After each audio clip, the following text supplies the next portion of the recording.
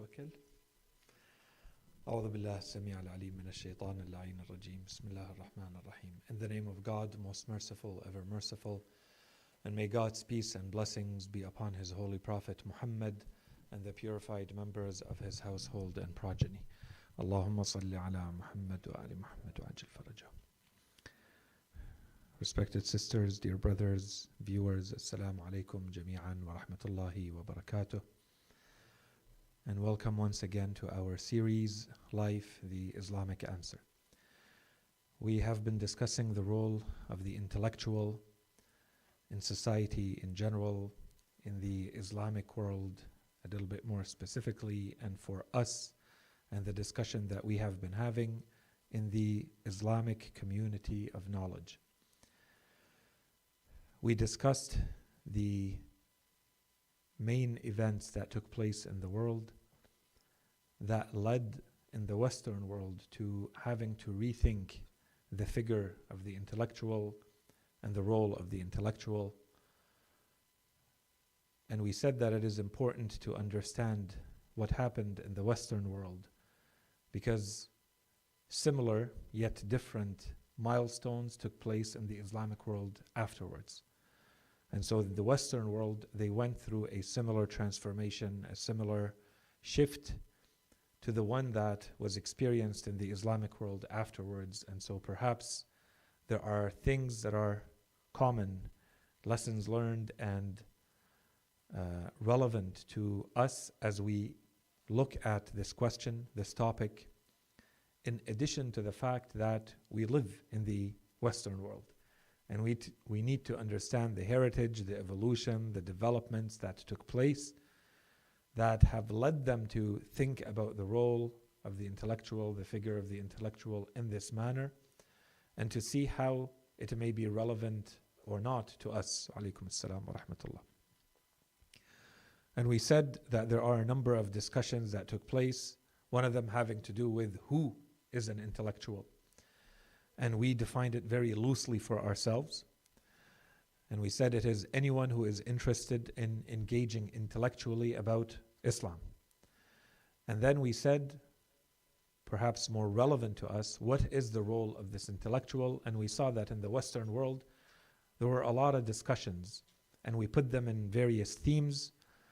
And that shift that took place in the Western world was not immediate. When all the transformations took place, this took a while. In the 1800s, for instance, which is well after the Renaissance and the big transformations that had started to take place, the Enlightenment in Europe, we started to see that, for instance, all the way to the 1800s, there is a thinker, an essayist, a literary figure by the name of Thomas Carlyle.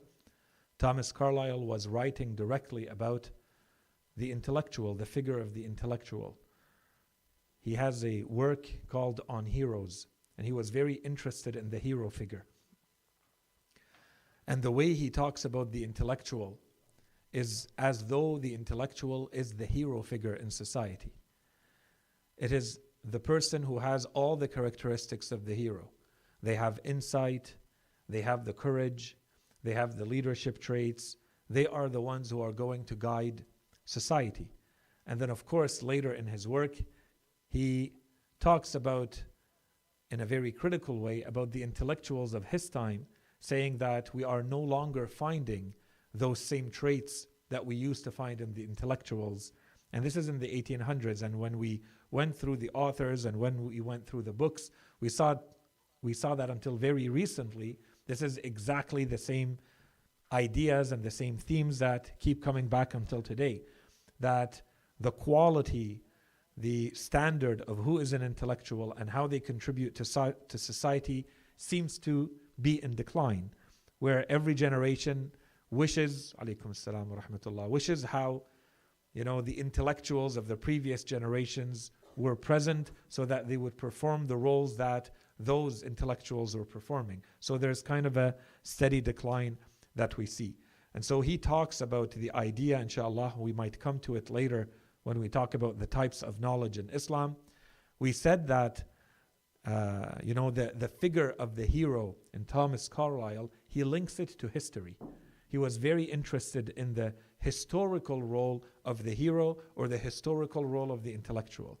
So the way he defines a hero is that individual who has the ability and who actually uses that ability to change history. This is the hero according to Thomas Carlyle. And he says that the intellectual is one of the best figures to talk about this hero, to exemplify, to illustrate this hero.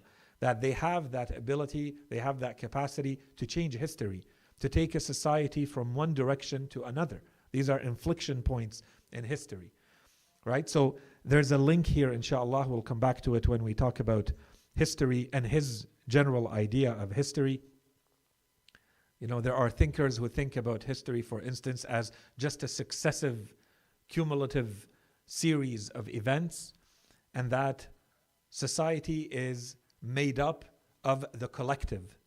And it is the collective, it is all society together that makes history, that makes the development of history. And then you have other thinkers, this is in the philosophy of history, other thinkers who say that those who make history are not societies. Those who make history are individuals. And those are the individuals that move all of society or groups of society in a different direction. So these are very different ways of understanding, human evolution, society's evolution, and so on and so forth. And of course, Thomas Carlyle is of those who believe that it is the individual, those special, unique, exceptional individuals who have the ability to take history from one place to another, to change the course of history. And this is how he defines heroes. And that's why he says that the intellectual is therefore the hero. In any case, so we said that he goes into a critique, and he says the reason why there is a decline in the standard of the intellectual is that intellectuals have become a lot more egoistic. They only care about themselves. They are a lot more selfish, and they have become a lot more materialistic, he says. And this is what has led to them no longer playing the role, and therefore becoming more and more away, distant from the needs of the societies which they are supposed to be serving. So they become more superficial, their rhetoric becomes empty, it is not linked to the realities of people, and they are detached from the real concerns of the people. All of this because of egoism and selfishness. So instead of being those who shape history. So we talked about the shifts that took place in the West. This is just to complete the discussion. And then we said that there are major events that took place in the world, and those events kept leading to more and more transformations in society that were forcing society to rethink the role of the intellectual and who the intellectual is.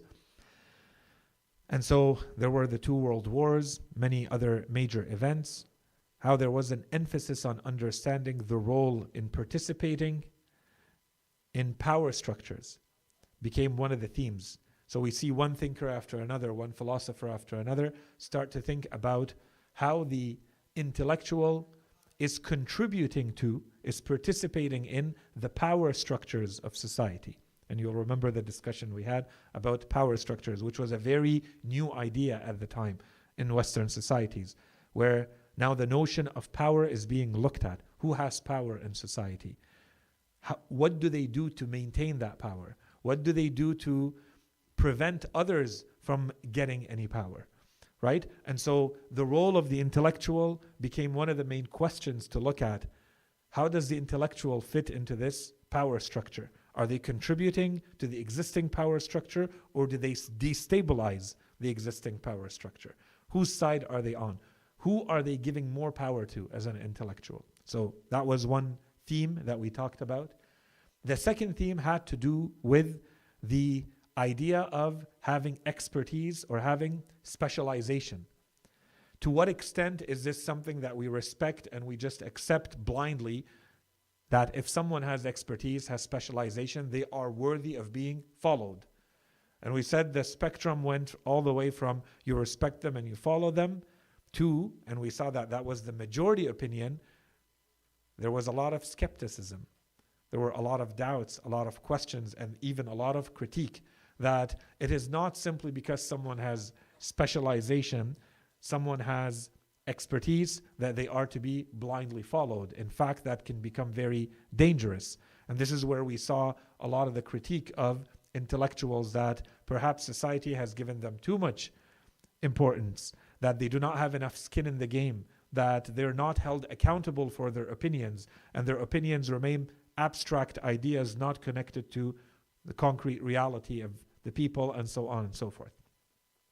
The third theme that we talked about when we looked at the West is that the idea of whether the intellectual should be someone who is engaged or not, politically active, socially active or not.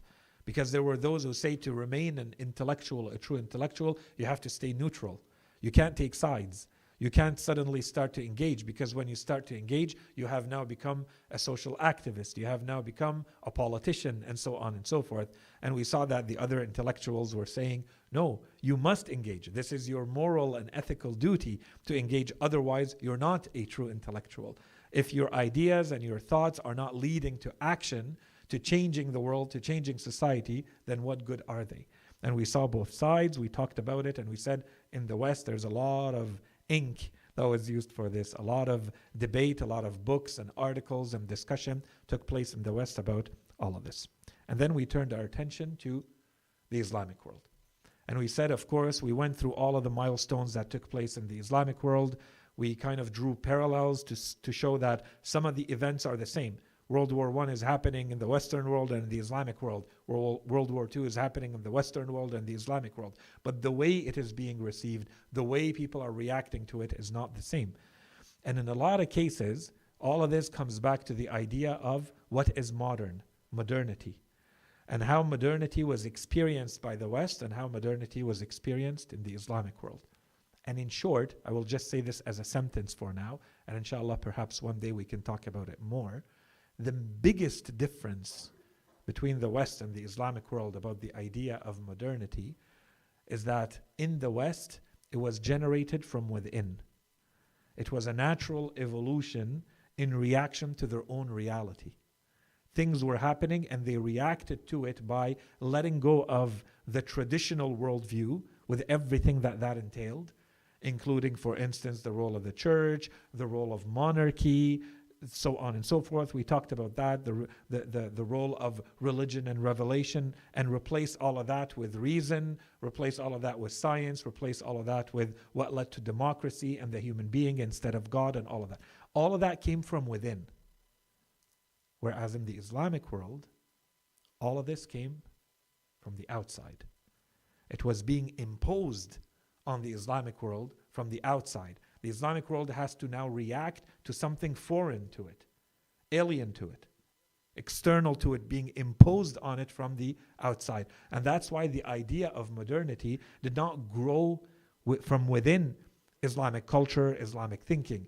It became a reaction to an external reality, and of course it's not going to be dealt with and reacted to in the same way as you find in the West, even though, as we said, in the West there was already a lot of resistance to it. It's not something that just took place naturally. There was still a lot of resistance, and it took a couple of centuries before the real landmarks of what modernity meant started to become a lot clearer.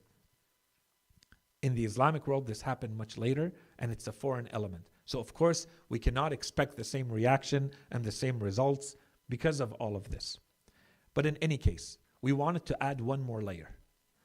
Before, as we did with the Western world, we said so that things don't become too ambiguous and too difficult and complex, we want to try to simplify what the majority of the thinkers have talked about into a couple of themes, just to see how relevant those themes are for us.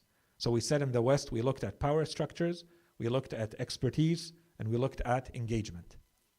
So what about the Islamic world? Do we find the same themes? Of course, the same ideas are repeated here and there. Of course, now in the world, whatever happens somewhere is being reacted to elsewhere. Of course, there is that. But the majority of the Islamic thinkers, as we said, the majority of them addressed the issue of the relationship between Islam and modernity. There is no major thinker in Islam who has not talked about this directly or indirectly. That's one. Two, The way they reacted to it, however, is very different. The main concern of the Islamic thinkers was not power structures. And the main concern of the Islamic thinkers was not what do we do with the role of expertise in society. And it was not whether the intellectual should be socially engaged and politically engaged or not. In fact, on all of these, there's almost unanimity. All of them are almost in full agreement on these questions. We said there are two main themes that emerge when we look at the entirety of the literature on modernity. The first theme has to do with revival and reform. And we said before we understand this, we have to understand the context in which Islamic thinkers are writing and thinking. And this is when we talked about the consecutive failures experienced by the Islamic world. One failure after another. And we chose a few to talk about because they are so evident and they were so shocking in the Islamic world. We talked about the idea of the Nahda, the need for Islamic revival or awakening.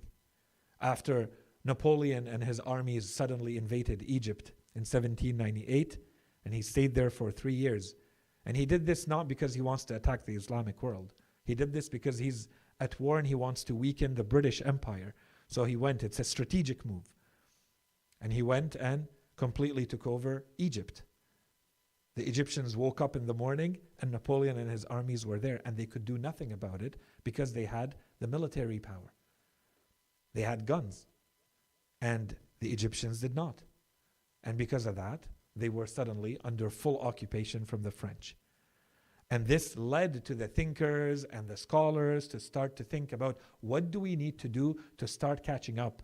What happened to us that we fell so far behind that we can just be invaded so easily? And then we've talked about the Ottoman Empire falling. That's yet another huge failure. And then we talked about the Nakba and the Naksa. When you add these, today, when you look at a thinker who is trying to think about Islamic revival or the relationship between Islam and modernity, they are thinking and working within that psyche.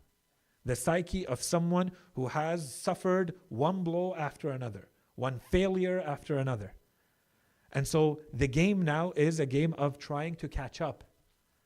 I have to get myself out of my outdated ways that had led me to be in such decline that I can just be taken over, dominated, done with as whoever pleases, to at least bring myself into the present, to be a true contemporary of my time, that I can actually be a contender, that I can have what they call agency. I can decide for myself something. That's the idea that the thinkers are obsessed with. When they talk about Islam and modernity, the first theme is a theme of revival, a theme of reform. Some of them are going to focus on, and these are the examples that we've started to see, some of them are going to focus on reforming Islam itself because they view Islam as the issue. But the majority view the issue as being Islamic societies. It's the people. They say that the problem is not within Islam, the problem is within the Muslims. It's the Muslims who have lost their way. They need to go back to the true teachings of their religion in order to create for themselves a revival, to bring themselves into the present, not even the future. There's a lot of work to be done to talk about the future. Okay, so this is what we, inshallah, explained. I don't want to repeat all of that. And then we started to therefore say, let's now look at some of the main names, some of the main figures that have addressed these questions. In a lot of cases now, the questions are all about the how. If there's general agreement that there is a revival or a reform that is required, the main question is the how. So this is the main theme that you will see. The common thread between all of them, they all agree that something has to be done. The difference is, you might say, this is how we should do it, and I say, no, I think this is another way that I think we should do it. So it's only in the how. Otherwise, there's general agreement of what we're trying to accomplish. Okay? The secondary theme that we notice in a lot of the works of the Islamic thinkers or the Arab thinkers, is a little bit more technical. And this one has to do with the relationship, as we said, between the intellectual, the person who is the intellectual, the relationship between that person and what they refer to as the faqih.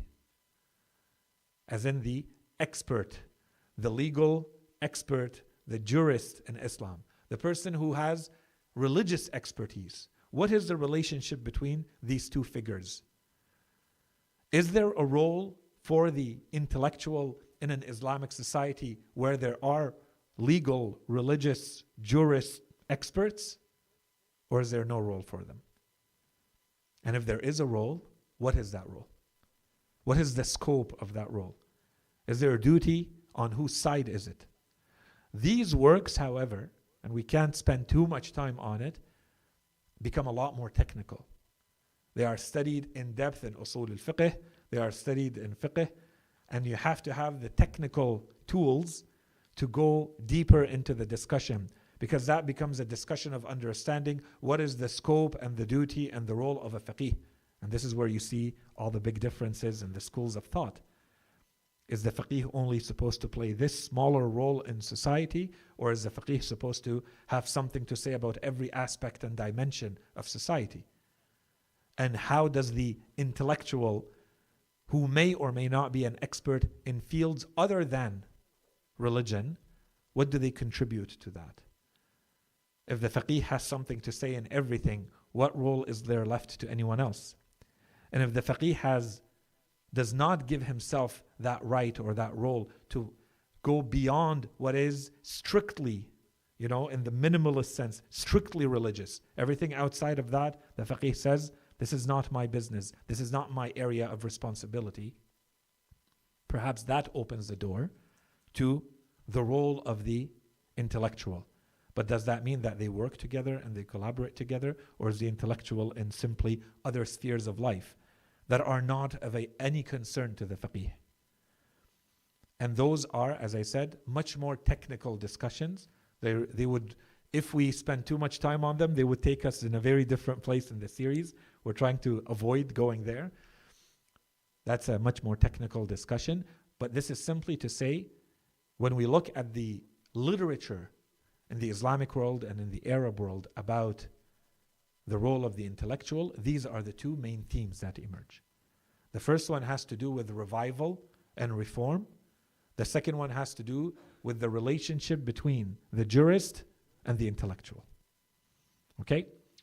Now we can start talking about some of the important figures. And we said, because of the interest in the series and these questions and so on and so forth, we're also trying to turn the series into a little bit of a awareness or education piece, so that some of the big names, some of the major figures in the Islamic world and the Arab world also become known to you.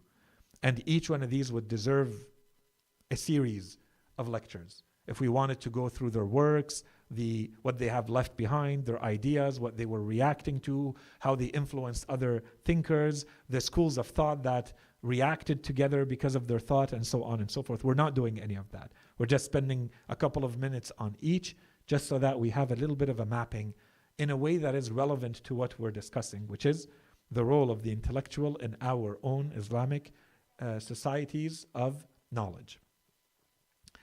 The first name that we talked about very quickly is Rifa'a al-Tahtawi.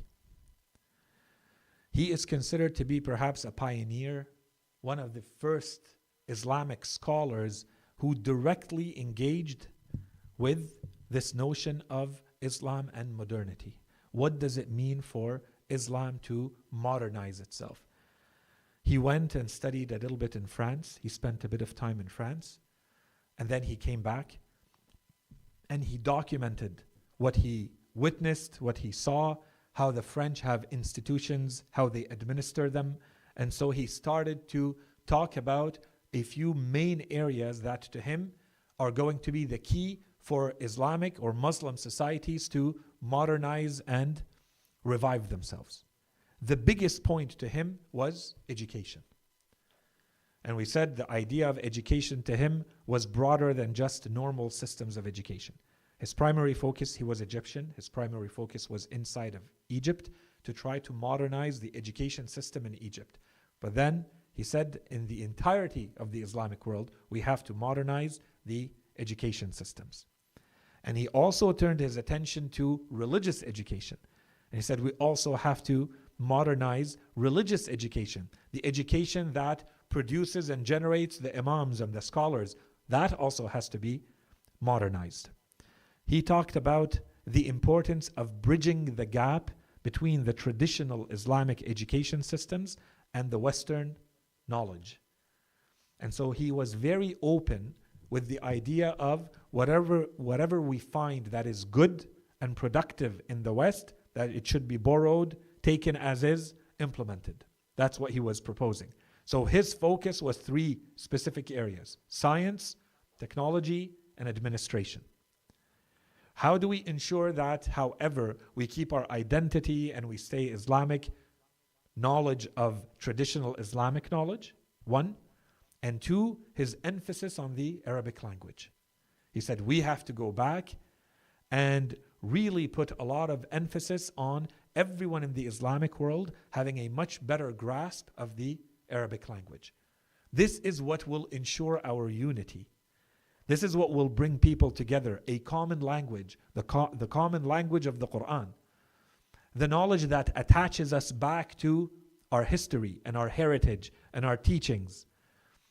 But, he talked about this, he wrote about this, he says, but it's also important to learn all the foreign languages that we need for science, technology, and administration. So he's not saying it's exclusively Arabic.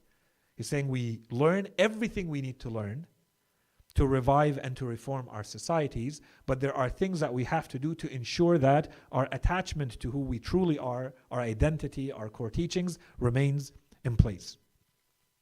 He talked in some of his works about the importance of nationalism and patriotism. And he was one of the first to talk about it in this way. And he talked about it in a way that tried at least to show that there is an Islamic dimension to this. And until today, by the way, this is a very hot topic. How Islamic is it to have nationalist tendencies or patriotic tendencies? Is your affiliation and your association specifically to your motherland, the country, the state, the nation in which you were born or in which your culture hails? Or is your attachment simply to Islam and وَأَرْضُ اللَّهِ وَاسِعَةٌ? Allah subhanahu wa ta'ala has given you this whole planet to travel in and to live in and to move in as you please, and everything else has just been imposed on human beings as political borders and through history and through wars and so on and so forth. This is a hotly debated topic, in, depending on which thinkers you follow and think about and read to or read from. And so he was one of the first to really try to show the importance of nationalism, patriotism. You work for the good of your country. And he says this is entirely Islamic. This is based on Islamic teachings. And so this became very influential, and many other thinkers who would come later reuse the same line of argumentation that he proposed. He talked about the importance of having to reinterpret Islamic teachings in a way that matches the pace of change of the world. He was writing in the early 1800s, by the way. He passed away in 1873. So I don't know what he would say today in 2024 when he's writing in the early 1800s saying the pace of change in the world is too quick, too fast. We have to be able to reinterpret and rethink our Islamic teachings at a pace that matches the pace of change in the world. This is 200 years ago. In any case, he talks about the definition of the intellectual after all of this to him is simply the educated person. Someone who has the knowledge required to understand all of this, and this is the duty associated to them. And the role of the intellectual is first reforming the education system, promoting the modernization of Islam and its values, guiding social progress, so you move all of society towards a more progressive society, and to act as a bridge between traditional Islamic knowledge and modern scientific advancement. Then we talked a little bit about Rifa'at Tahtawi last time, and then we moved to Jamal ad-Din al-Afghani. And we said that this is perhaps the most influential name when it comes to reform and movements of revival and reform in the Islamic world, perhaps the most influential and should be the most well-known name was that of Jamal ad-Din al-Afghani. So his birth is 1838 and his passing away is 1897. His idea, of course, is not to reform Islam. He considers Islam to be perfect as it is. He is trying to reform Muslim societies. He says that Muslims have misunderstood and misinterpreted their religion, and they have now become distant from the true teachings of their religion. And does he talk directly about the intellectual? Yes. He is one of the first to start addressing the importance of the role of this figure in society, that is the intellectual. So he says that the roles of the intellectual include being the leader in the fight of society against colonialism, against foreign domination. The resistance of foreign domination is one of the main roles of the intellectual, according to Al-Afghani. He talks about how the intellectual has to be one of the leaders of unity in the Islamic world. They have to be a force uniting people, bringing people together, not discord and weakening the Islamic world because of discord and separation and disunity. Education of the masses is one of the key roles of the intellectual. And finally, reconciling Islam with contemporary scientific and political ideas. So what he was writing about, what he was preaching and traveling the world, talking, and you see he wrote extensively to Muslim figures and thinkers and politicians and scholars. He was extremely active. His main driver had to do everything with the reaction of how Muslims react to Western modernity and how Muslims have fallen behind, have been in decline, and how they have to catch up and bring themselves into the present. And this led him to, and this is a line that we start seeing afterwards, especially with those very close to him, and we talked about a couple of them with Muhammad Abdu and Rashid Rida. Muhammad Abdu was a very close associate of Jamal ad-Din al-Afghani. He was an Azhari scholar. He was the faqih and the mufti, and one of the most prominent names in the Islamic world, and he started to follow in that same line of thinking very publicly, and that became extremely influential in the Islamic world. Jamal ad-Din al-Afghani had started to talk about the need to rethink the role of the faqih. And some of the statements that he used against the fuqaha are famous and quite harsh. He said the faqih is supposed to be a lantern guiding people. And today's faqih, if we want to consider the Islamic world needing a lantern, when you put the faqih, the lantern of the faqih in a room, he is not even able to keep the light in that room that he is in, much less to talk about leading the Islamic world. The faqih has become irrelevant. He says the faqih is incapable of managing his own household, let alone an Islamic nation. The world has changed too much and the faqih is too outdated. He does not have the competence, he does not have the qualification, he does not have the expertise, he does not have the knowledge to lead the Islamic world or to lead the nations. And so this means that we have to think the role of the faqih. And so he proposes an idea, and here's where he uses kind of vague terminology that will be reused by many later. He says that we have to go towards those who are philosopher scholars. Scholars who are imbued with philosophy. But his idea of philosophy is not falsafa in the technical sense. It's falsafa in the very broad sense of culture and education. It has to be the faqih who has general education and knowledge about the world and all that is important to know about in the world. General culture. Someone who has everything that they need to have in order to lead society, to have an opinion about all that matters in society. And this is maybe close to the same idea that we talked about earlier when we were talking about Michel Foucault. We talked about paideia, if you remember. We said that he borrowed a notion from the Greeks. They used to have a notion called paideia, which is important knowledge or deep knowledge or relevant knowledge. So Michel Foucault took that and he said the intellectual has to have that knowledge. This is what Al-Afghani means when he talks about the philosopher intellectual or the philosopher scholar. It is the one who has this type of knowledge of all that is important and relevant in the world.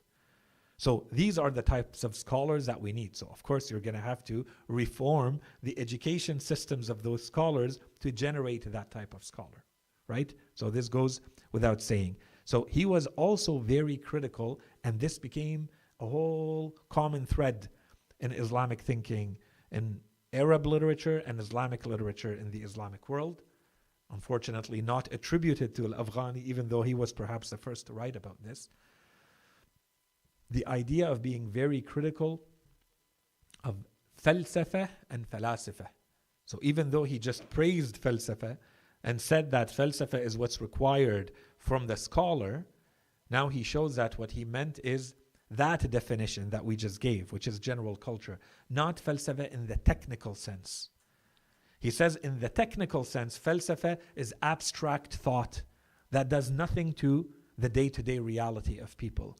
And the main thinkers who are the falasifa in Islam all fall in this general category of those who had abstract theoretical thought, not related to our day-to-day realities. And that's why many of them, he says, we cannot consider them to be true philosophers. Because true philosophers have freedom in their thinking, and they have critical thought. And in the way they think, they are open to criticizing. They're not bound by anything. They are not bound by what has been written. They are not bound by the written word. So he doesn't go very far in saying that, except he stops at, and this is very true, by the way, when you study Islamic philosophy. For instance, you know, the Islamic philosophers, if you go to Ibn Rushd or you go to Ibn Sina or you go to Al-Farabi, these are the main thinkers of the Islamic world when it comes to falsafa. The way they write about someone like Plato or Aristotle, it's like if Plato said it, then it must be true. And so our job is to really properly understand what he meant. It's not to criticize. It's not to say that there may have been a mistake there. If Aristotle said it, Aristotle, after all, is al-Muallim al-Awwal, as they refer to him in the Islamic world, the first teacher of humanity. The second teacher having been Al-Farabi. Right? And so every Faylasuf, every member of that tradition, when they come to falsafa, when they come to this tradition, they simply accept what has been said before them out of respect, out of obedience, out of veneration, whatever you want to call it, of what has been said before them. The critique is very little. There's not a lot of room to rethink and to criticize or even, almost, God forbid, to reject and to come up with an entirely new system. And so that's why in the thinking of most of the Islamic world, the great genius of Al-Farabi or the great genius of Ibn Sina is what? Is in their ability, for instance, to take what Plato said and to take what Aristotle said and put them together in a coherent way. It's not to create a new system in philosophy. It's to take what already existed and reinterpret it in a way that allows for both to be true. This is a very different way of thinking than what we would find, for instance, in the Western way of doing philosophy, where it's doubts and questions and rejection. Whether you should reject or not, it's being rejected. Too much rejection. But they have no issue in rejecting what the predecessor said. And in fact, this became a hallmark of many of the great thinkers in the West, that they simply study under someone for 10 or 20 years, and then when it's time for them to create their own and present their own theories or their own system, they, as Marx would say, for instance, about his own teacher, Hegel, he would say, and this is very customary as we find in the West, that everything that Hegel said is true. It's just upside down. It's all wrong. I have to flip it. His philosophy, his entire philosophical system has to be flipped. This is unheard of in the Islamic world. Out of respect for your teacher, you would never say something like that. So you have the two extremes, but this is what Al-Afghani is reacting to. He says, in the Islamic world, people seem to be bound to the written word. They're not free thinkers. They're not true philosophers, he says. We need a lot more of that. This is where intellectuals have to push. Okay, this is to bring us back to the role of the intellectual. By the way, as I said, so this would continue all the way to perhaps the greatest name in today's world when it comes to these, Arab Islamic thinkers, Muhammad Abd al-Jabari. To him is attributed these ideas because his books became extremely popular and famous. Naqd al-Aql al-Arabi. Right? We'll talk about al-Jabari in a second. He wrote 4 books, 4 volumes, to talk about how the Arab mind has been shaped, how it has been wired. And so in there, he also talks about this blind obedience to what has come to us from before, from those who came before us. He says this is one of the greatest weaknesses of our Arab mind, is that we just take for granted and accept what has come to us. And we need to rethink that. So to him is attributed and given credit all of this way of thinking, when, as I said, Al-Afghani is writing about this way before and very similar ideas. In any case, so we keep moving. We talked about his very close associate, Muhammad Abda in Egypt, who changed his general direction. We perhaps can say that he was a very traditional Muslim scholar, an Azhari Muslim scholar, who started to adopt a lot of these ideas and implement them and apply them to how the Muslim scholar ought to be. How should they think?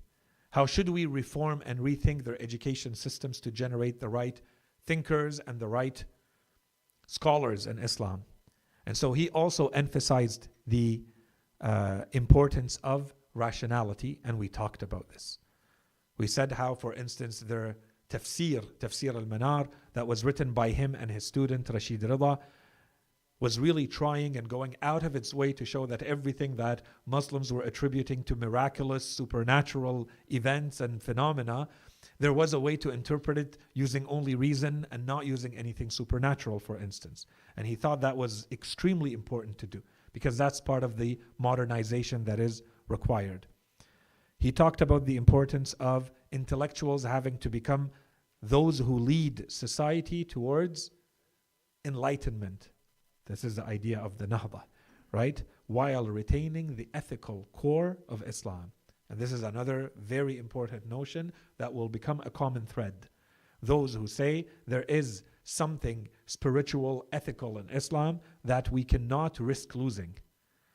No matter what we do, that core has to be preserved one way or another. So how do we preserve that if we allow other elements foreign to Islam to start entering, or that we start adopting? What do we do about that? Okay? And then he talked in general about the importance of an educational reform in the Islamic world. And you see the general themes that they all talk about and write about. We talked about Sayyid Qutb being the next very influential figure who addressed all of this. Perhaps, when it comes to political Islam, there is no more influential figure than Sayyid Qutb of the past, perhaps century or so. His writings had a gigantic impact on the modern Islamic, political Islam especially.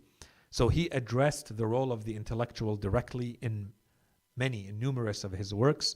And to him, the intellectual is a person who is educated, knowledgeable, committed to Islam. Those are the 3 criteria.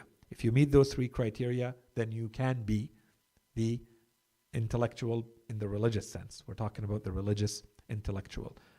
And so he talks about the duty, and that's everything that he writes about, talks about, gives speeches about, comes back to this. The duty to create, to establish an Islamic society. This is what we're working towards. So the intellectual has a huge role to play in establishing the truly Islamic society. What does that mean, and what does the intellectual do within that? So first and foremost, the rejection of Western influence and materialism. And this, to him, the main criteria, the defining criteria of Western thought, of the Western worldview, is materialism. And the Islamic worldview is what stands in opposition to it. So this is your main job, your main duty and responsibility as an intellectual, is to stand against, to reject Western thought and its materialism. That's one. Two, must be deeply active. You have to be someone who participates, who contributes, not someone who sits back and give, theories. You have to be deeply active against the unacceptable state of the world. He says the world that we live in keeps going further and further into decline. You have to first see that, reject it, and act in a way that clearly shows that you're going against it. You're doing what you can to prevent this from happening. You can't accept the current state of the world, especially of Islamic society within it. And so he starts to talk about, and he mentions this in some of his works, he talks about the tali'ah. There are people, he says, who have to be at the forefront of this fight. And foremost among those people are the intellectuals. You have to be leading the charge, leading the fight, rejecting what is being introduced into the Islamic world. And the way you do that is not only to say, I reject and I refuse. You have to propose real solutions to the problems that you see in the Islamic society. So you have to present political answers. You have to present financial answers. You have to present social answers. All of them taken from Islam to the real problems of society. And that's when social change will happen and we will be able to move towards an Islamic society, as he says. And for all of this to happen, you therefore, this is going to be a very important line, you therefore need to have deep knowledge of Islamic teachings and deep knowledge of how the world works. Otherwise, you can't perform your role as an intellectual. Keep that in mind. We're going to continue. The next name we can talk about, we haven't talked about this one yet, Muhammad Iqbal. So, born 1877, passes away in 1938. Muhammad Iqbal is a thinker, he's a poet, he's a philosopher, and later he becomes a politician. In fact, he becomes the leader of today what we would call Pakistan, or initially British India, and the history between what happened to India and how it was split up and all the fighting that continues until today between India and Pakistan. So Muhammad Iqbal, we can talk about a number of his works because many of them are very important, but some of them are a little bit more difficult to grasp because they're poetic works. He wrote a lot of his philosophy in the form of poetry. But he has a work called The Reconstruction of Religious Thought in Islam.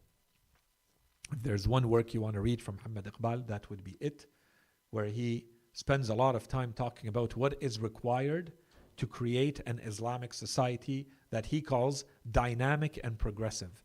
And this is very important. One, dynamic as in it is in reaction to its current state, the contemporary state of the world. It's dynamic, which means it's always evolving, depending on the needs. It's not static, or what he calls stagnation.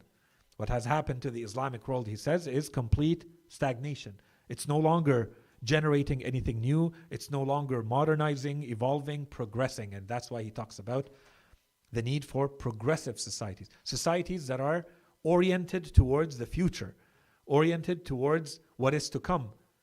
And today, as we said, we're playing catch up to the present, not even what is to come.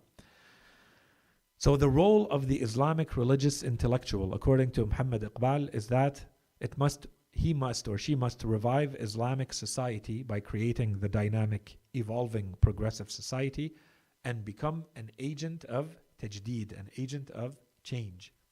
You have to be the one leading the charge, transforming society. And this is where he starts to talk about the idea of ijtihad, which is another theme that will be used again and again by Islamic thinkers until today. That have we truly fully leveraged this idea of ijtihad? So the way Muhammad Iqbal talks about ijtihad, of course, He talks about the responsibilities of the jurists to really, truly understand the spirit of this religion and to think outside the box to come up with true solutions to a lot of the problems of the world. Show us that you are a true mujtahid. Okay? That's the easy part. He says no, the notion of ijtihad is a lot wider and a lot deeper in Islam. It includes an intellectual dimension. So you as a human being have to be in a general attitude of ijtihad. You're always trying to come up with new ways of seeing the world, new ways of understanding. This is the intellectual ijtihad. And he also talks about a spiritual ijtihad. So that spiritually, and this is going to bring us to the next theme, spiritually, you are always evolving. You are always becoming better. Spiritually. Spiritually meaning, he talks about a religious experience. You have to experience the divine. And this is where you see the Sufi mystic tendency of his writing and his poetry and so on and so forth. And he talks a lot about, I'm not going to talk about this, but he talks a lot about knowing yourself and giving yourself power by knowing yourself and knowing or understanding your relationship with your creator and so on and so forth. Okay, and so the duty of the intellectual, he says, is that, he says, there is a class of Muslims who has the intellectual ability to do all of this. So this is a call to them to rise and to start leading, to create these types of societies that are progressive and dynamic. And this is done through education reform.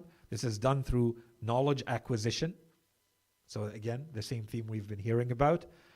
They have to be well-versed in Islamic teaching and contemporary thought. Again, the same idea.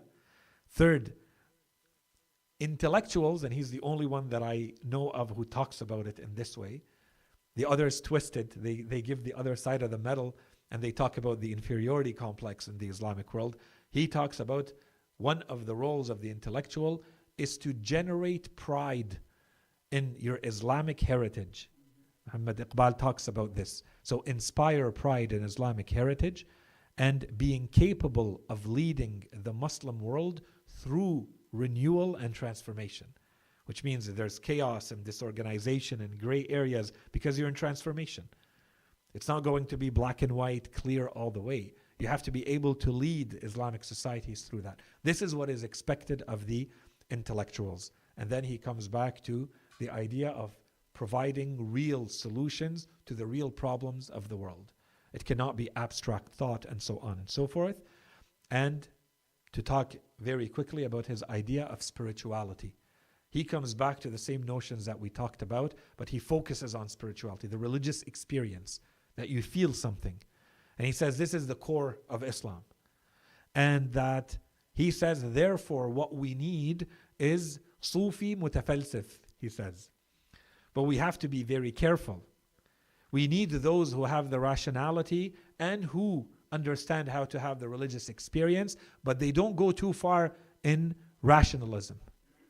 Because this is one of the mistakes of the Islamic world, is that it has gone so far into rationality or rationalism that it has lost the spirituality. And many have talked about this. Malik ibn Nabi, will talk about him in a second. He talks about the same thing. He says that Muslims have gone too far on the side of rationality to the point where they've forgotten about spirituality. They don't feel anything anymore. They have the dry theories and the abstract notions and the concepts, they're all there, but they don't feel anything. And when you don't feel anything, no one acts. You lose the passion. You lose the main driver to do anything. There's no feeling. It's just notions, dry notions. So he says the true Sufi, so he has a critique of traditional falsafa once again. He says that it's very speculative and he gives very clear examples. He criticizes Ibn Sina. He criticizes Ibn Arabi. He basically criticizes all those who have created very abstract, very theoretical, complex systems of thought. And he says all of that was at the expense of true spirituality. We've gone too far.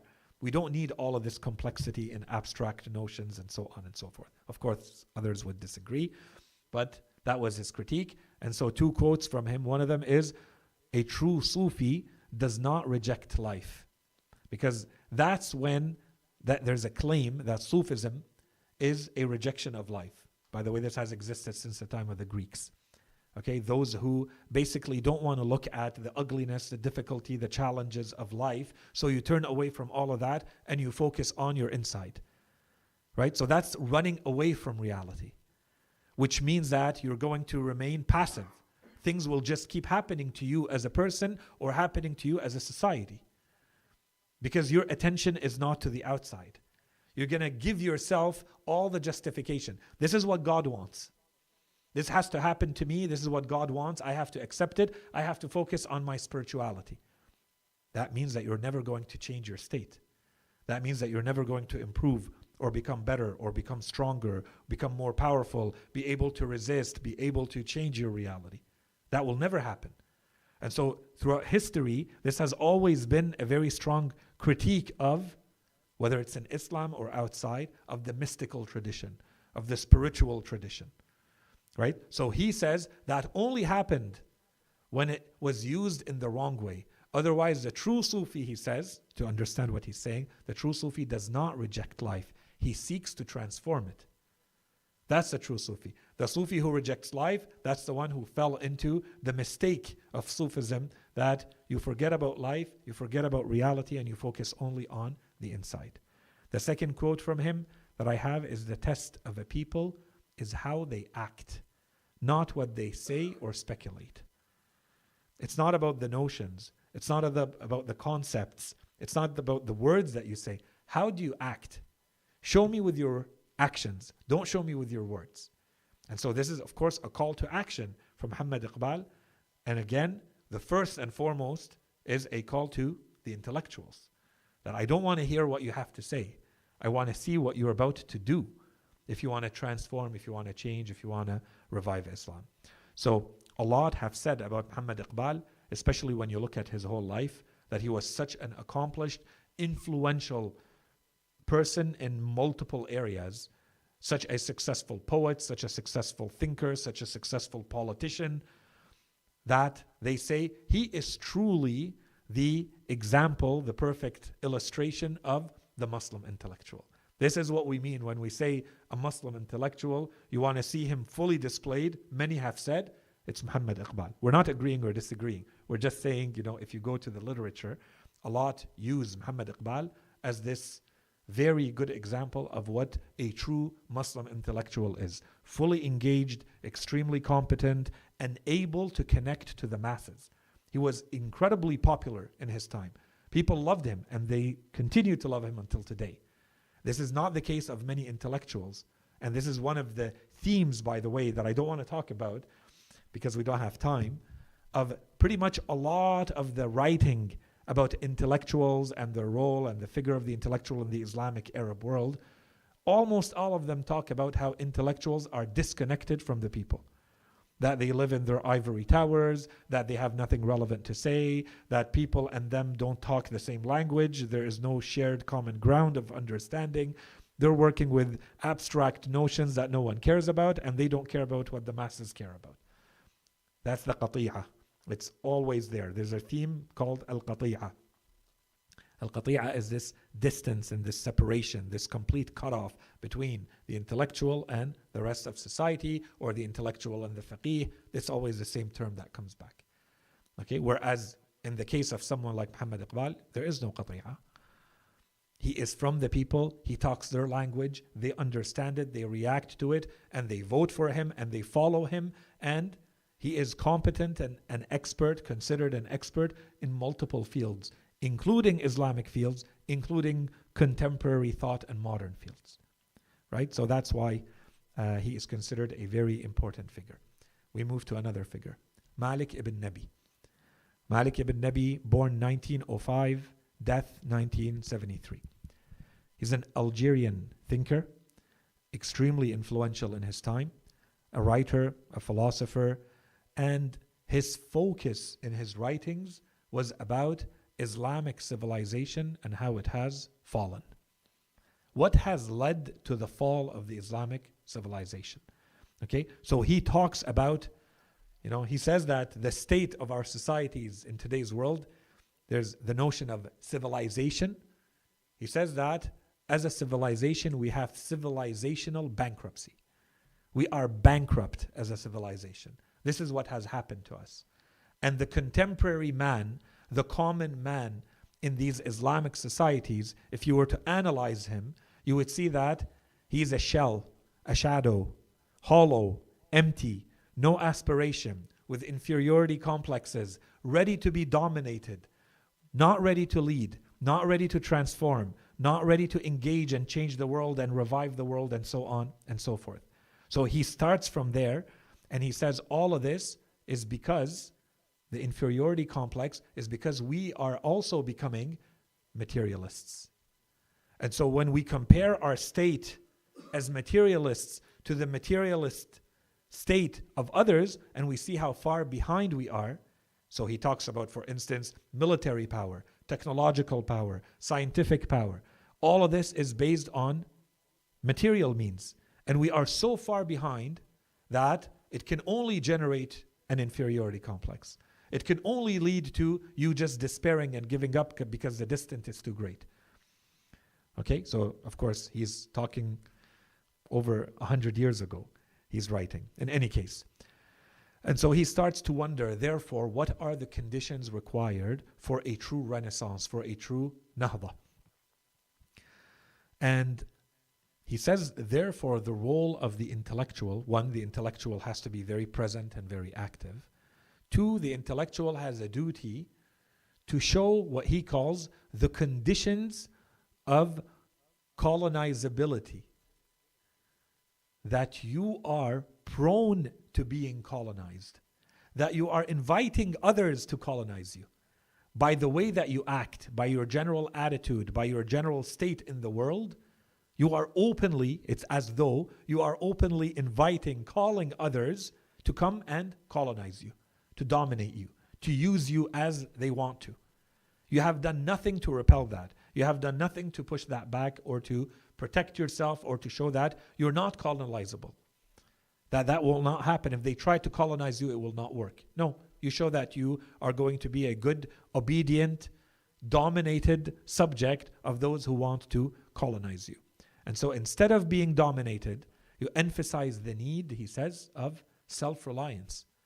Show that you can rely only on yourself and no one else. Show that you can create the means, the power, the structure, the tools, the knowledge, where you do not need to go outside of yourself. Rely only on yourself. Become self-sufficient or self-reliant. Create conditions for social and political consciousness. Make the society aware of what is going on, so that people understand that perhaps you can't just rely on a superficial reading of the world and what is happening and just trust it blindly and accept it. Create true awareness socially, politically. Really, he focused on the idea of what he called culture or civilization. He highlighted that one of the main problems with modern Islamic thought is the lack of spirituality, which you wouldn't think, because he was so focused on civilization and the factors leading to growth as a civilization. But then he comes back and says, and a lot of this, as we said, is the lack of spirituality. Because to him, spirituality is what truly drives people to act. It generates passion. It generates an energy from within. You don't need anyone from outside to tell you anything. From within, there's a flame, a spark. This comes from spirituality. You feel something. You experience something. You create your own meaning and your own attitude from within. And he says this is what we have lost by going too far into rationality. And so, and he gives a good example. The most famous work, he says, of Ibn Khaldun is Al-Muqaddamah, by the way. It's not his biggest work. It's Kitab al-Ibar. Kitab al-Ibar is his main work. And he has Al-Muqaddamah, but he's known for Al-Muqaddamah in any case. So he uses the example of this main work of Ibn Khaldun. I think he's referring to Al-Muqaddamah. He says that when Ibn Khaldun wrote this work, and this work became known in the Islamic world, it should have generated an intellectual revolution. Just like in the West, there are works that when they appeared, it led to an intellectual revolution. There was a jump You clearly see that there is a state of thought before and after a work. That work changed the minds of those who are leading thought in society. This should have happened with the work of Ibn Khaldun, but it didn't. Today there are people still writing theses and works about the works of Ibn Khaldun and how in advance of their time they were, how he is the father of historiography and sociology and so on and so forth. Yet, when it appeared in the Islamic world, it did not generate any intellectual revolution, any major scientific, evolution of society, even though it should have. And he says, therefore, the issue is not that we lack intellectual power. We have the intellectual power. What we have lacked is the driver to use that intellectual power. There's nothing. So it stayed at the level of pure, raw, dry, rational thought. It's like one more abstract idea, one more notion, and it stays at the theoretical level and nothing happens with it. And so he says the driver comes from spirituality and from religion. As for the sovereignty of pure reason, it is the beginning of the decline of the Islamic civilization. We started to decline as a civilization when we started to give the entire sovereignty, the entire domination in our way of thinking to only rationality, to pure reason. He says, intellectuals must therefore lead a spiritual and cultural revival of the Islamic world. I think I'm going to stop here. It's late and there's a lot of names and a lot of ideas and we're going fast. So there's a few more thinkers we wanted to cover. Inshallah, we'll leave them to the next time. So let's stop here and inshallah we'll try to wrap up the main figures and names in the Islamic world. And then maybe one lecture, depending on the level of interest, we'll spend maybe one lecture focusing on the Shia thinkers who have addressed this notion or this question of the role of the intellectual and what they have said. Even though we could spend a couple more lectures on this. Let's see, depending on the interest. And we want to try to wrap up this topic of the community of knowledge in Islam and move on to the types of knowledge, inshallah. So let's stop here. Happy to take any questions, concerns, comments. Otherwise, sallallahu ala sayyidina Muhammadin wa ala alihi at-tayyibin at-tahirin. اللهم صل على محمد وأنتم وأسمعكم. تفضلوا.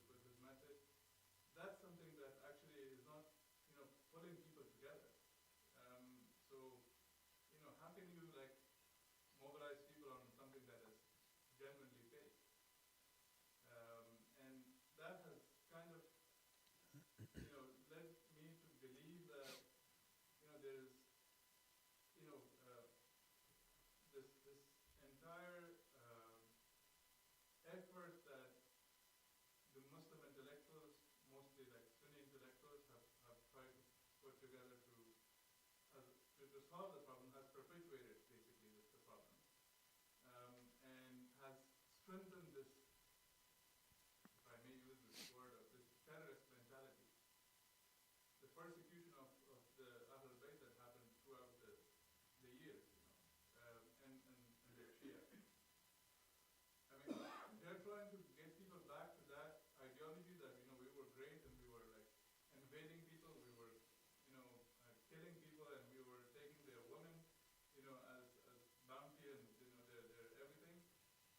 That is kind of like inspiring a lot of, people with terrorist mentality, that who are even ready to blow themselves up in order to, to create that, golden age again. So I'd like your reaction on that. Yeah, reaction. So for those, if you are listening and you can't hear, the question is, are we really, when a lot of these thinkers are talking about going back to a golden age, a revival back to a golden age of Islam, is the idea of what we're going back to truly Islamic, or is it kind of a pseudo-Islamic idea? And there was a lot in the question, so I'll react very quickly to a couple of things in the question, and then I'll go to the question itself. The examples that you used, I think, are a little reductionist, so that they oversimplify some of the nuances between, the thought that a lot of these thinkers are presenting.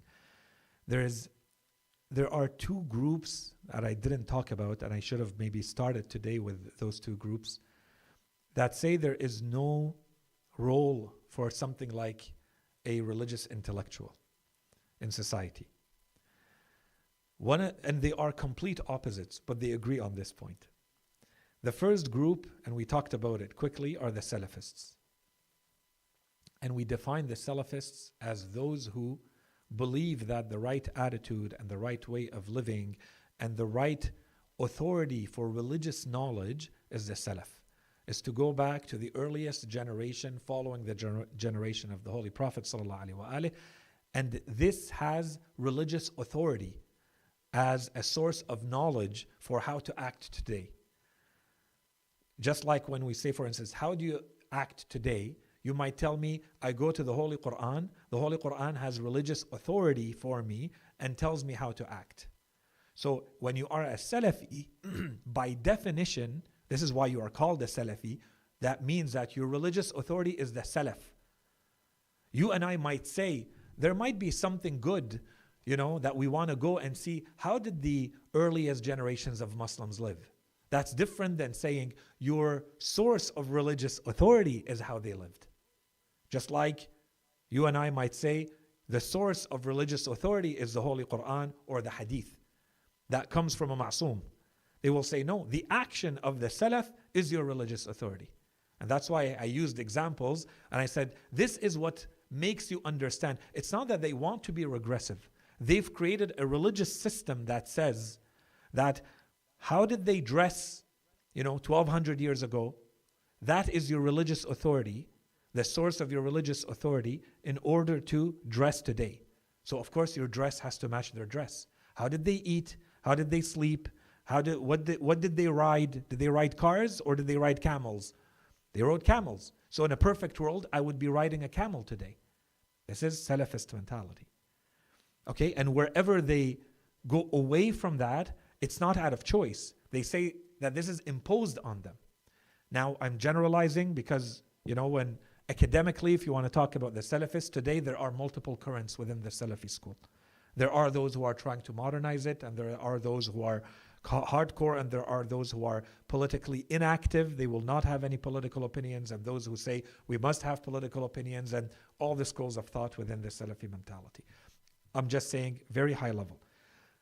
Generally speaking, the Salafi school of thought, of course, does not believe that there is something like a religious intellectual. There is no muthaqqaf dini. You cannot be a religious intellectual. Why? Because you are either a religious scholar or you are not. Period. You are either a commoner or you are either a religious scholar that has the ability to give fatwa, to give religious verdicts. One or the other. I don't need anything else from anyone else. Religion has given me what I need. I go learn it and I apply it in life, period. There is no such thing as a role for a religious intellectual. It's a nothing. It's gibberish. It doesn't mean anything to say a religious intellectual. You're just a religious person. Who cares that you are intellectual? You're just creating words for yourself. There's no such thing as an intellectual. You are an expert in whatever you studied, and that's it. You know how to fix a car, you know how to build a house, you know how to do finances. Good for you. You're not an intellectual. That doesn't exist. That's the Salafist school. And so that question of what is the role of the religious intellectual in Islamic society, they say this is a non-question. That question is moot. It doesn't exist. It's not a real question. It's gibberish.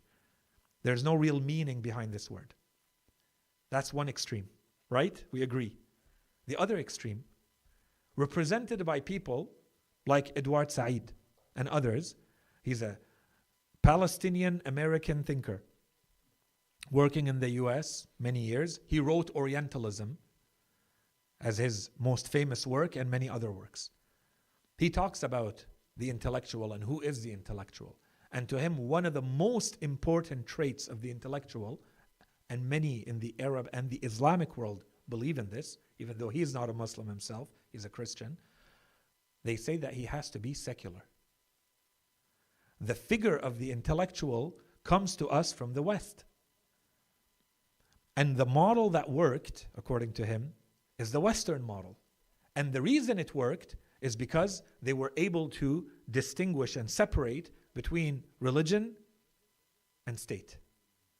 And that's how you become an intellectual. The more you let religion creep in and become part of the public space, the further away you are from the intellectual. You're no longer an intellectual. How can you be an intellectual and you're not secular? If you have religion, we're not against religion, the secularists say. No issue with religion. Just keep it to yourself. It has no place in the public sphere. It cannot be talked about. It cannot influence decisions. It cannot impact laws and policies and how to live. You keep that to yourself, we don't care. So you have two extremes, two ways of thinking and seeing the world and two worldviews. One of them, the pure Salafists, the other one, entirely modernist.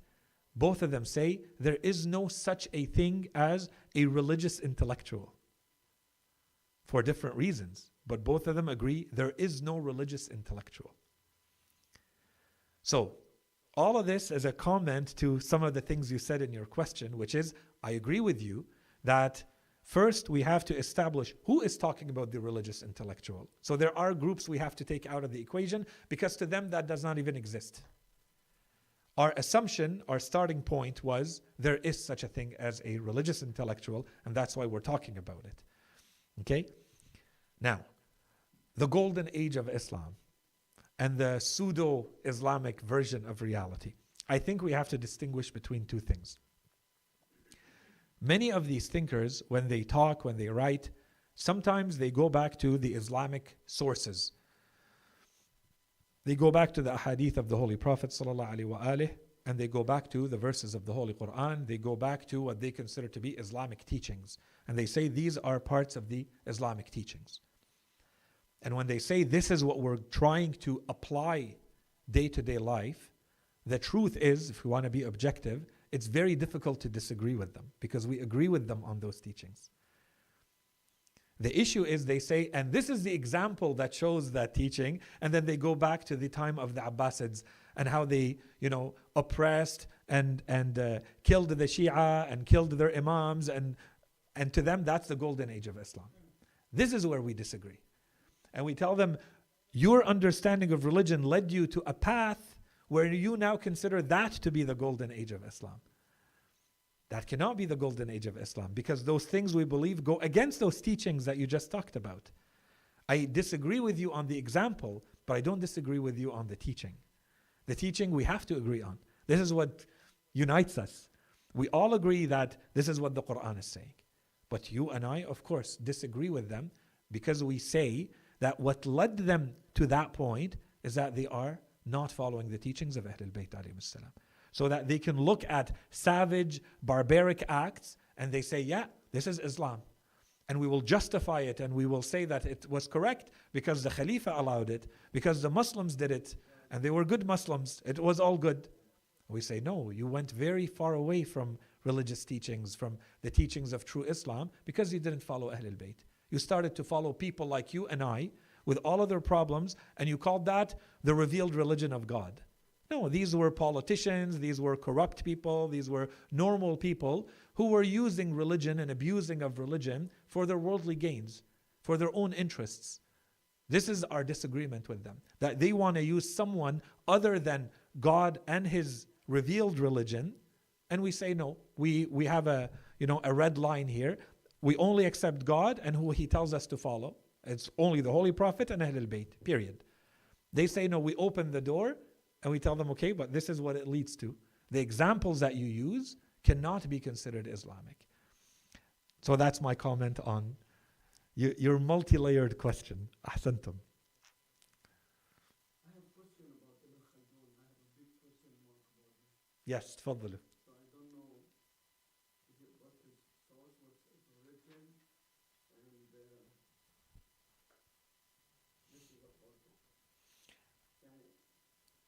Ibn Khaldun was a very, very big thinker in the Islamic world in his time.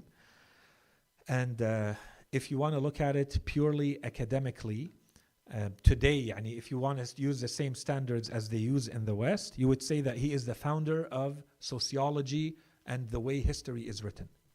He preceded how the Western scholars wrote about it by centuries. The way he analyzes, for instance, the ingredients that have to come together to create a civilization, for instance, and how he breaks it down mathematically, and if you read, it's beautiful writing, the way he writes.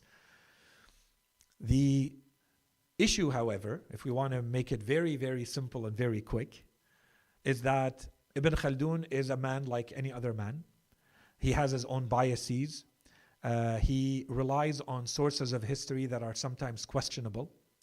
There are passages in his writing that are clearly, today, if we want to use religious language, we would say it's nasb.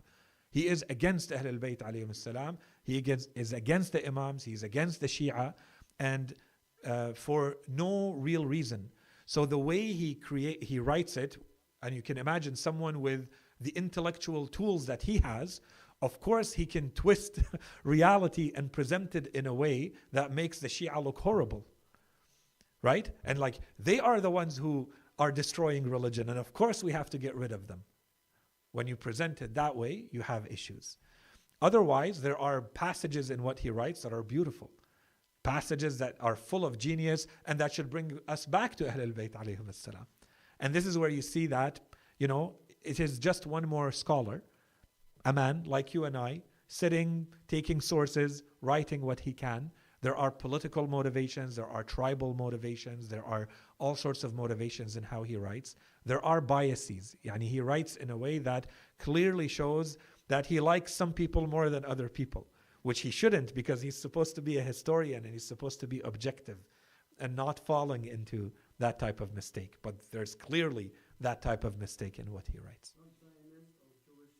No, I don't know of any such inclinations, but there might be.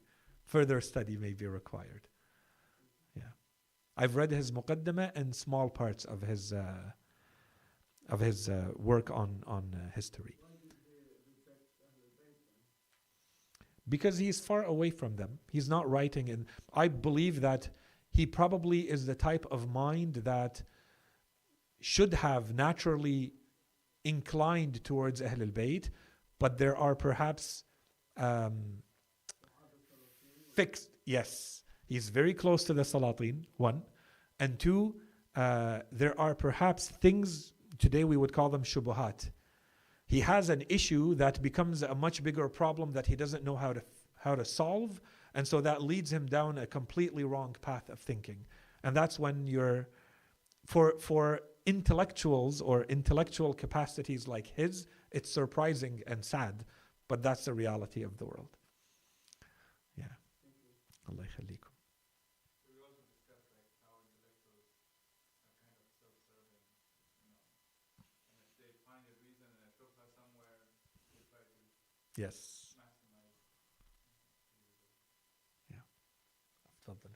So I just have like a comment to everything, the whole lecture. Um, I believe that the whole idea of Western Moderna has been like for a very long time been the influence of Arab scholars and Western scholars, and like the Western world has been very like proud of their Western Moderna in comparison to the, for example, the Middle East situation for the past, I don't know, like 50 years or so. Um, but however, I do feel like it's been talked about from a specific angle, which is the materialistic kind of progression.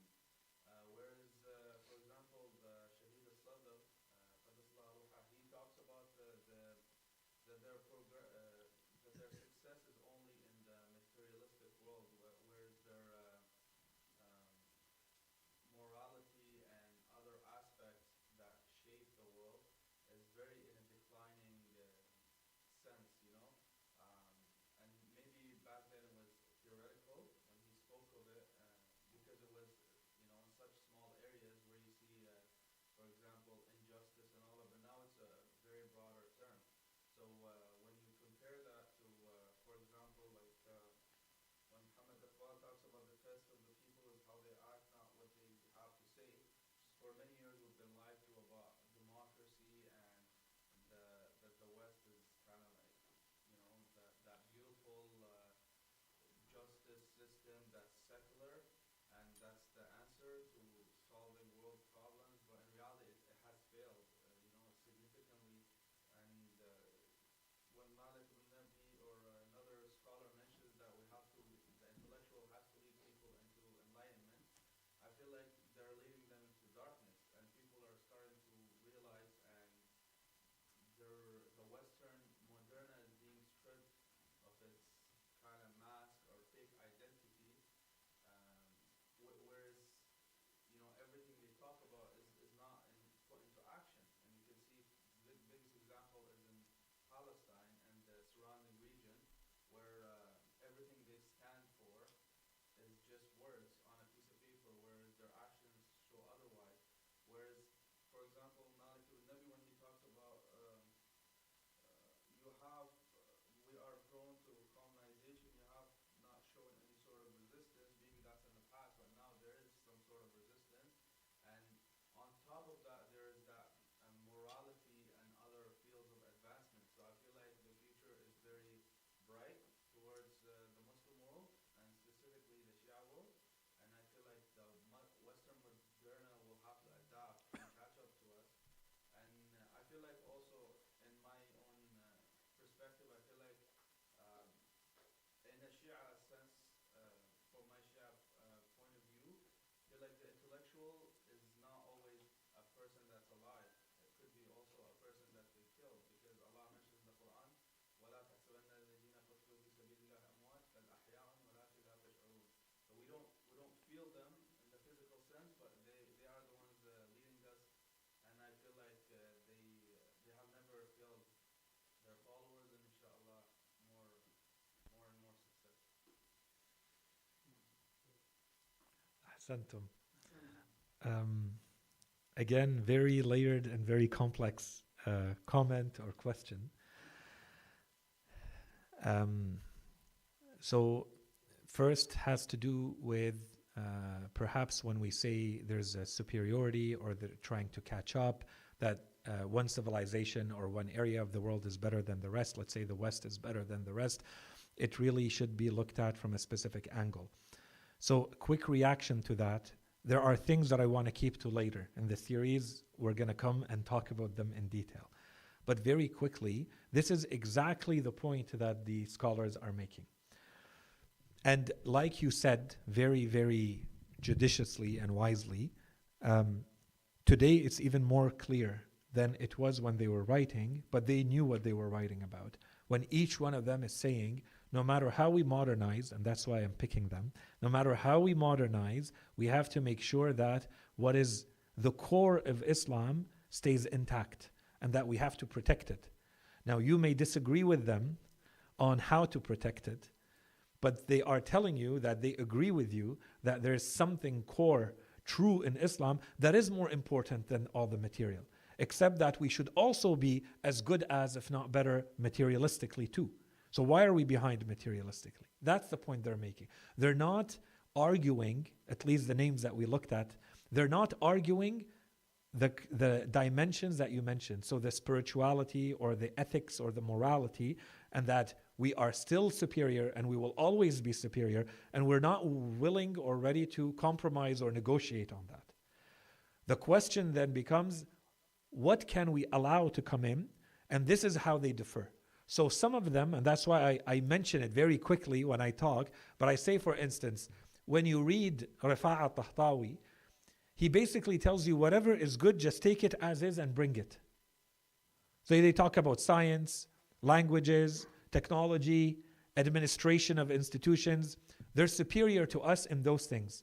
This is good, take it as is, bring it in, let's learn it, and integrate it into the rest of our teachings. And we also have our own teachings. We have our religious teachings, we have our language, those stay as is. We don't touch those because that's our identity. There are others who are saying no. Even those things, and I wasn't planning on talking about it, but I'll give you the extreme example so that we understand what we're talking about.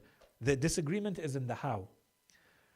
The opposite of that are those who say, it's not that I'm against science or technology or administration, but I will only accept an Islamic version of science and technology and administration. In the first case, either they're not even aware that such a thing could exist, or they say that there is no such a thing. Science is science. Mathematics is mathematics. Technology is technology. There is no such a thing as Islamic science, Islamic. If you're saying Islamic, you're talking about ethics. We're talking about something else, and that we're keeping. But there are thinkers who said no. And this is what is called Aslamat al-Ulum. That we are going to create an Islamic version of all knowledge. And that's what we should learn. So that we preserve our identity. Al-Attas and others, they talked about this. And until today, this is an unresolved issue. Huge differences between major thinkers, major philosophers. Is there such a thing as an Islamic version of every field? This is called Aslamat al-Ulum. Can you take a field like science and present it in a purely Islamic way? Or is science science? And math is math, and algebra is algebra. It doesn't change.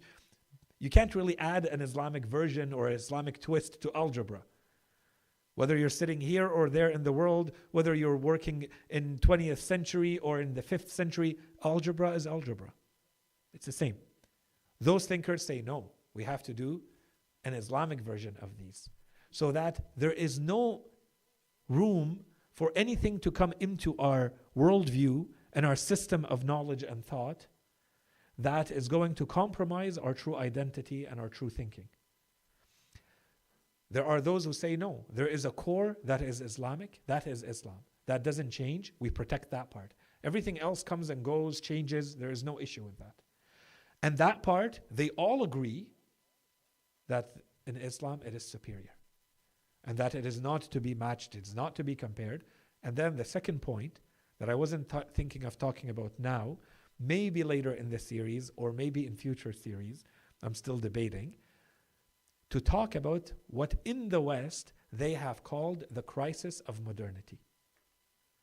This is not Islamic thinkers.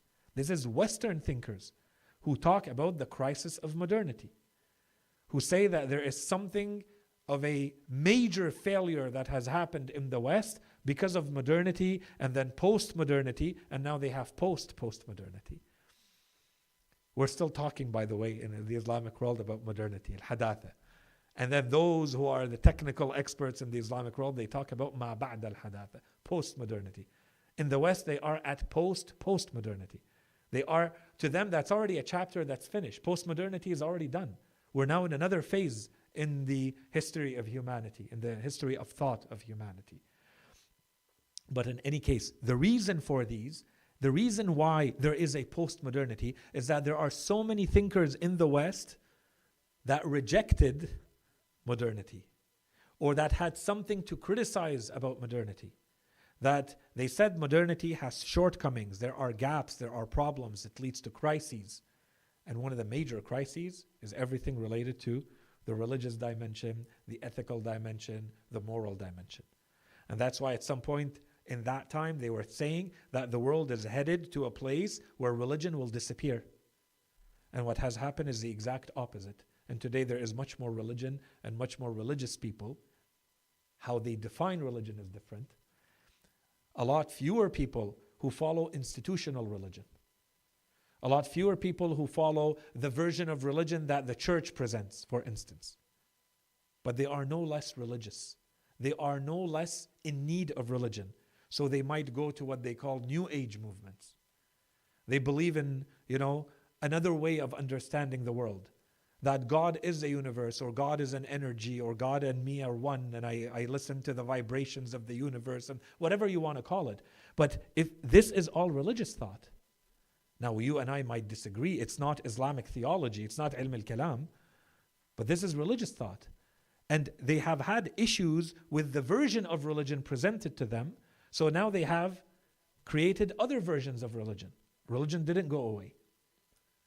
The theory was that religion was going to disappear since the time of Auguste Comte, who explained how humanity evolves, and we are headed to the maximum evolution where all religious thought disappears. The exact opposite is happening. Charles Taylor has a book this thick on the secular age. Okay, and others, major philosophers, have spent a lot of time thinking about what has happened to the place of religion in today's world, in secular societies. Has religion gone away? No. It's more present today than it was. But it's not the classic version of religion, and there are reasons for that. When people see and hear, what the people in the church are doing, of course they reject that version of religion. But they're not really rejecting religion, even though they say, because they don't know any better, they say, I'm rejecting religion. I'm not religious. But you talk to them and you say, do you pray? Yeah, they pray. Do you believe that people disappear when they die, or something happens after and they stay somehow alive? And yeah, they stay somehow alive. In some form or another, most human beings believe in that. In the most secular societies, they all believe in one version of another of that. That's religious thought. It's just not the same categories that we used to understand as being religious. It's not one of the religions. And all of this is to come back to the point that it's because there is general agreement that what was called modernity led to crises in the world. And to be honest, the greatest crises in the world that were highlighted by the West themselves are World War I and World War II, which generated postmodernism, that we cannot just accept modernism because science and technology and advancement led to catastrophes because it was without morals and without ethics and without that dimension. And so therefore we have to think, what do we do? So they created critical thought and they created theory. They called it theory. Theory is supposed to include critical thought in any case. So what you're saying, 100% true. And in fact, they agree with you. That while we are using the superficial argument or the superficial understanding that modernity means advancement and progress, this is not very accurate. When you look closer, you see that no, there are very big crises, very big issues, and we see them and the West sees them as well.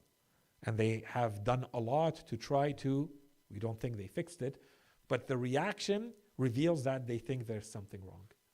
They're trying to fix it. They're trying to say there is something wrong here. We know there is something wrong. And just, when you go back home today, look how many books you can find that talk about a crisis in modernity, crisis of the West, decline of the West, and so on and so forth. All of that comes back to the idea of what has happened through modernity and whether it was actually something good or did it come with a whole bunch of major crises and problems that they don't know how to fix because it did not come with the ethics and the morality that they used to have and they got rid of without thinking. Yeah. Allah yakhlikum.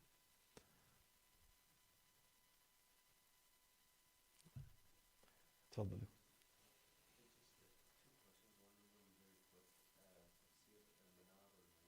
Manar.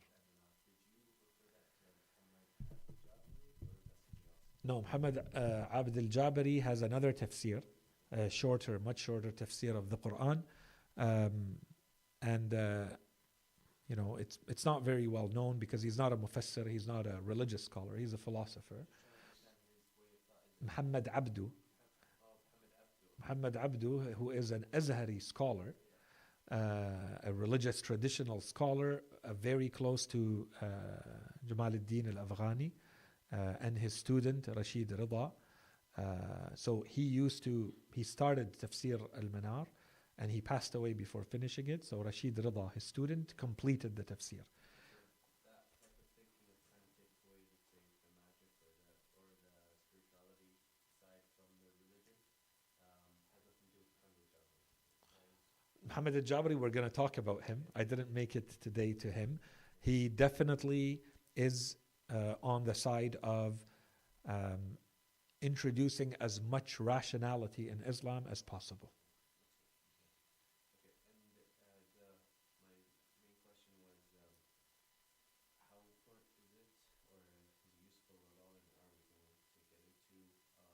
useful at all, and are we going to get into the cause of the stagnation and regression of Islam or the Islamic world's advancement and in terms of knowledge and intellectualism?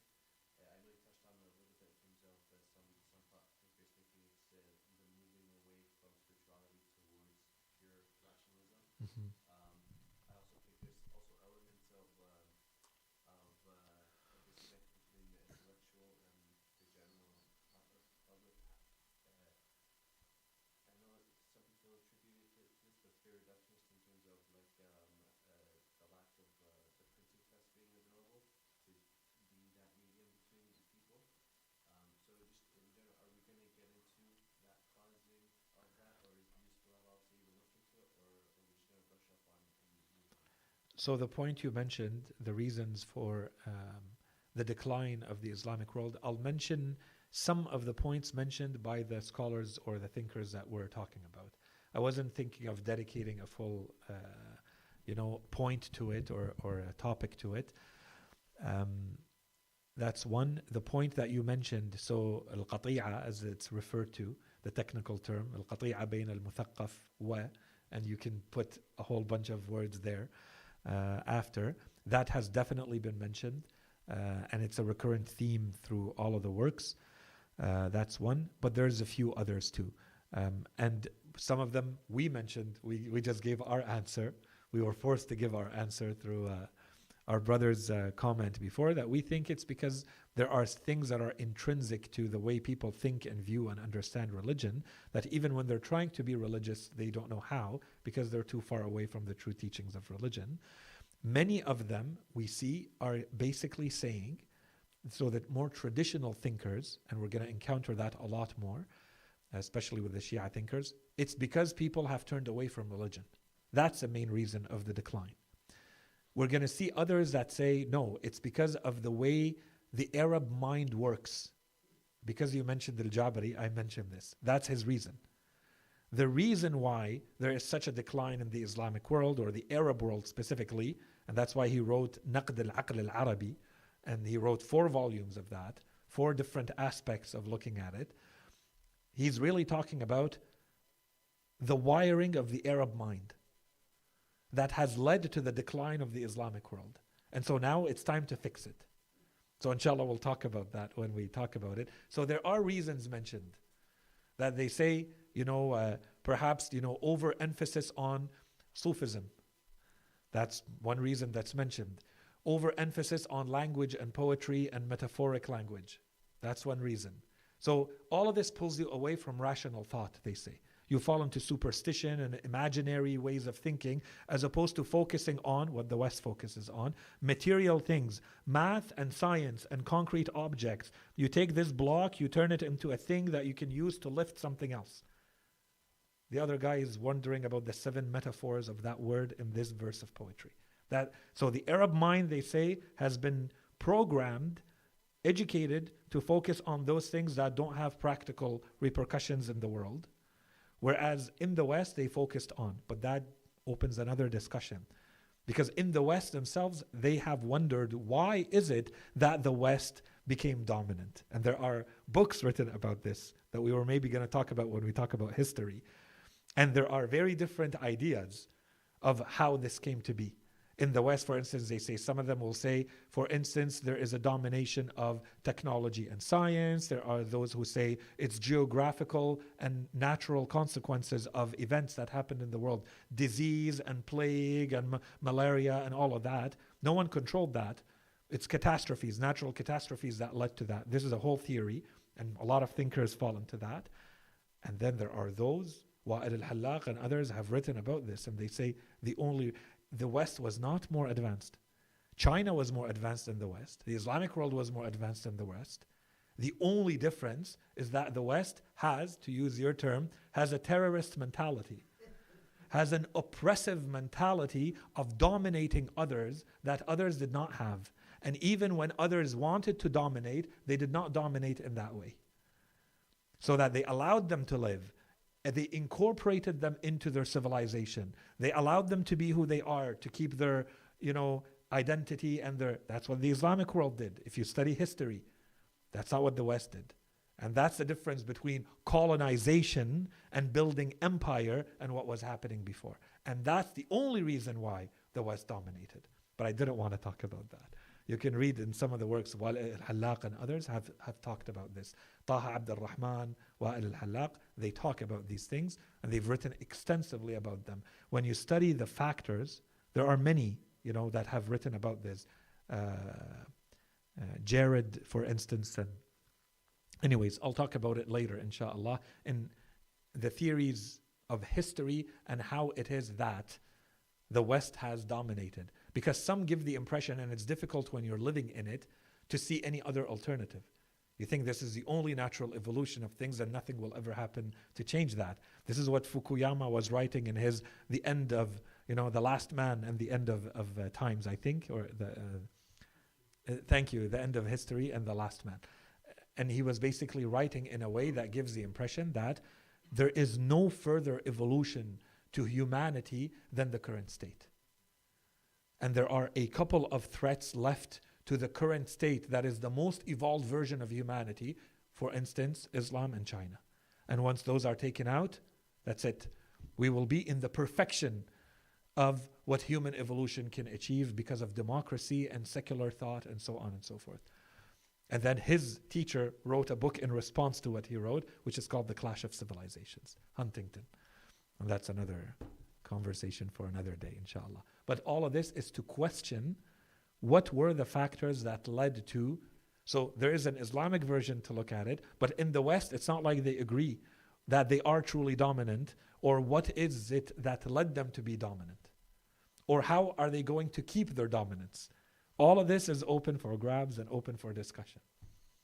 You mentioned that Al-Ghani, his position is that Islam itself does not have any, does not need revival or at its core too, Mm-hmm. whereas Islamic society is where it needs to put all the work in that. Yet the student, Ahmed Abdul, was close follower in his tafsir, as you mentioned, he rationalized all the miracles of the Quran. Does that not go in the face of what Al-Ghani is stating, or? No, so Afghani is basically saying it's Muslims who went out of their way to add a metaphysical, supernatural explanation, interpretation of things. Otherwise, when you use your mind properly and understand, there is nothing in there that forces you to think supernaturally. There's a natural way to understand all of this. And if it's presented in that way, as the philosopher always say, it's so that the commoners understand it 14 centuries ago. But as our human mind evolves and our understanding gets better, you can get rid of all of that simpler, just like you would present a story to a child, and as the child gets older, you can present the truer version of it without all of that metaphorical language later on. That's the idea. So really when he says Islam at the core does not have any, is not in need of revival, Of course, of course. And here I'm not putting any judgment. When I present, I say their words. I'm not saying they are right or wrong or adding. But there is something in it, because we have people today who say that Islam itself needs to be reformed. So that's what I was trying to show. You read people like Irshad Manji and others, the trouble with Islam. Her book is called The Trouble with Islam. Islam itself has to be reformed. We have to take things out of Islam. We have to change things in Islam. Whereas he doesn't say that. He says, all I am doing is presenting the true version of Islam to the world. Islam itself is perfect. It's us Muslims who are the problem. At least in the claim, there is a major distinction between the two, right? And Hamid Aflan's critique of the rationalization or over-rationalization of Islam, would that include what Hamid Abdul did in his tafsir, or was that just strictly to the philosophers who lived in their heads and Sina and worshipped? My understanding is the latter only. So it's not the rationality that we find in. He was talking about the history that led to. And this way of presenting, by the way, you're going to start to see the trends. I'm trying to show how sometimes we think, you mentioned Al-Jabri, and he's very well known. They're presented to the world as though they are like, this exception to the rule genius. But the more you understand this, the more you see that there's perhaps very little new thought and new novel ideas in what they are presenting. That they are just repeating in another way what those who have come at their same time or right before them have said, by the way. But I don't want to go in there. But that's a huge critique of Jabari, by the way, because of how famous he is.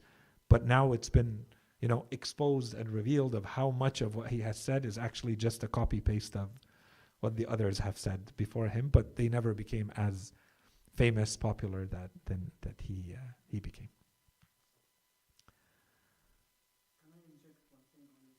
Yes. It's the rulers who made the thinkers, who control the thinkers to think. I give you an example, like Hassan Farhan of Saudi Arabia, and similar to him. Because they are thinkers, they are in prison, and even some of them were killed. So how could the Islamic mind progress under these conditions? The Shah of Iran is an example, Sharia. Mm-hmm. So it's a sad situation. I don't know how can we. It is, and many of the thinkers, and some of them have written a lot. The thinkers themselves, we're going to mention a few of them, they wrote a lot about this. And to the point that was mentioned earlier about the reasons of the decline, I think it was, for instance, Ali Harb and others, Hisham Jayat and others, they've written, they are major thinkers themselves, but they are saying part of the decline of the Islamic world and the Arab world is because of the ruthless authoritarian tyrants, rulers, who, because of the censorship.